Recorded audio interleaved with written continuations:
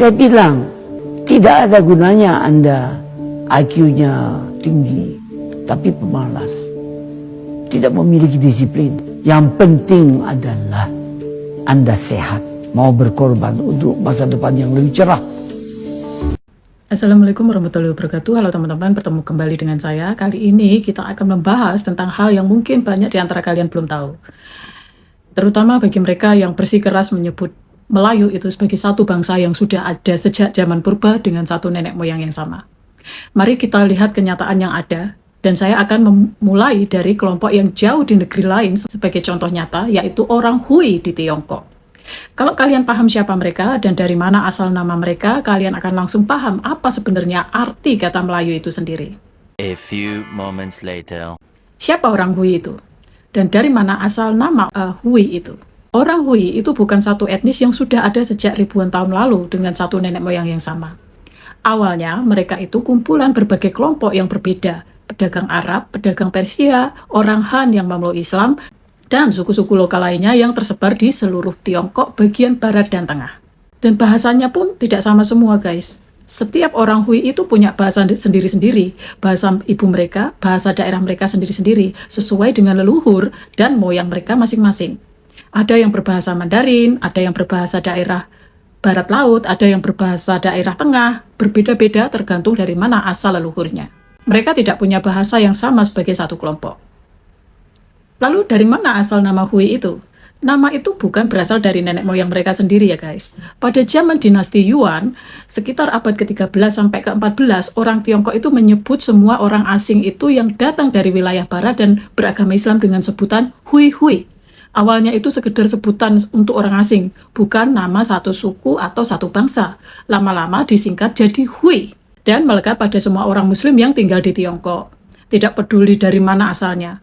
Orang Hui sendiri awalnya tidak menyebut diri mereka orang Hui. Nama itu diberikan oleh orang Tiongkok kepada mereka atau orang Han ya. Baru pada tahun 1950-an setelah berdirinya Republik Rakyat Tiongkok, pemerintah melakukan pengelompokan resmi dan semua kelompok Muslim yang tersebar di mana-mana itu, yang berbeda-beda bahasanya dan tidak punya tanah air asal khusus, disatukan menjadi satu nama resmi yaitu suku Hui.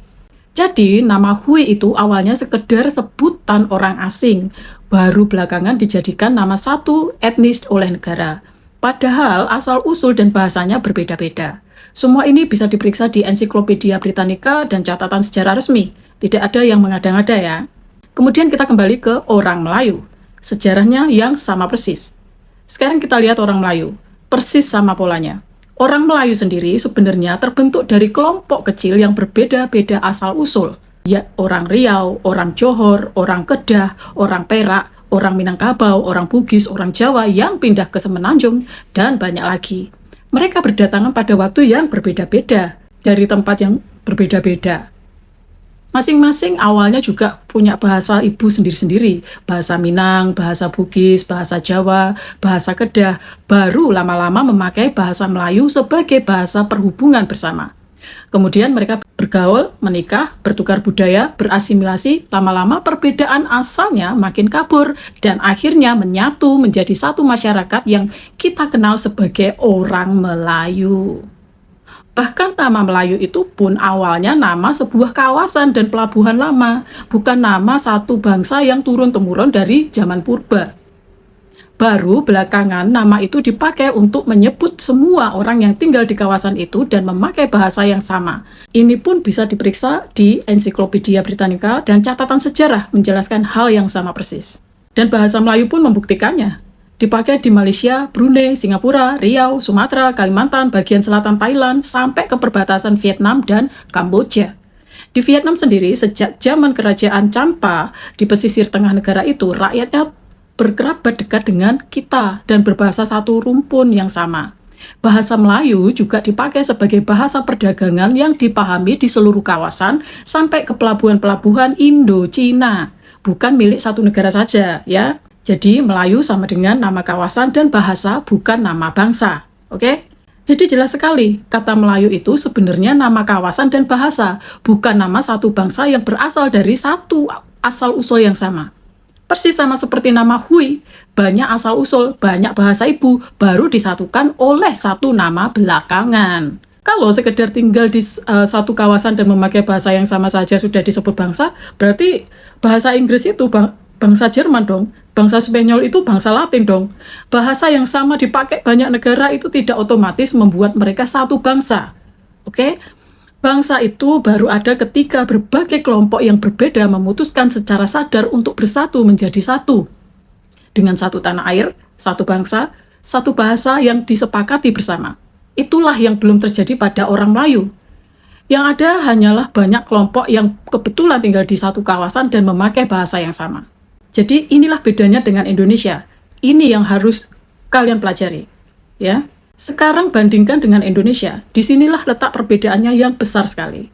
Orang Hui, berbeda-beda bahasa ibunya, baru disatukan menjadi satu nama oleh negara pada tahun 1950-an. Orang Melayu, berbeda-beda asal-usul dan bahasa aslinya, menyatu secara alami karena memakai bahasa yang sama berabad-abad lamanya. Tapi Indonesia itu ribuan pulau, ratusan suku, ratusan bahasa ibu yang berbeda-beda. Kita berbeda-beda sejak awal.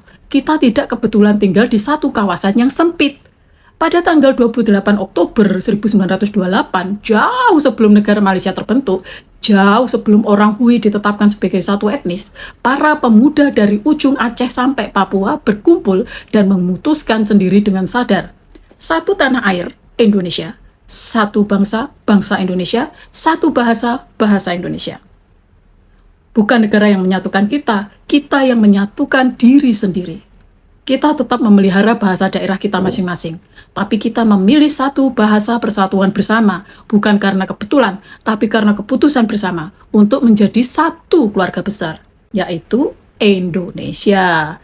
Jadi, untuk mereka yang selalu bersikeras Melayu itu bangsa, belajarlah dari sejarah orang Hui, dan sejarah kalian sendiri ya. Baik nama Hui maupun nama Melayu awalnya bukan nama satu bangsa yang lahir sekaligus dari satu nenek moyang dengan satu bahasa sendiri. Keduanya baru menjadi satu nama belakangan. Dan penyatuan banyak kelompok yang berbeda-beda asal-usul dan bahasa yang berbeda-beda. Sejarah itu memang menyakitkan ya guys, kalau kita tahu kenyataannya. Tapi kalian tidak bisa memungkiri kenyataan dan fakta itu. Gimana teman-teman? Saya juga ingin mendengar pendapat kalian. Kalau kalian setuju, like, subscribe, dan bagikan ke semua orang agar kalian tahu bagaimana sejarah kalian itu ada. Terima kasih telah mengikuti konten-konten saya.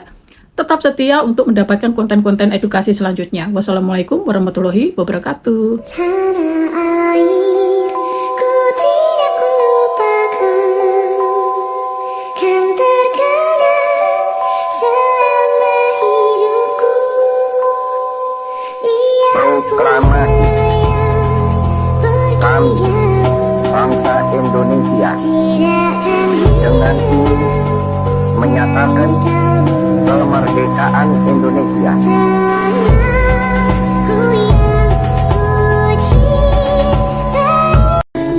Jakarta, 17 Agustus 1945, atas nama bangsa Indonesia, Soekarno, Hatta.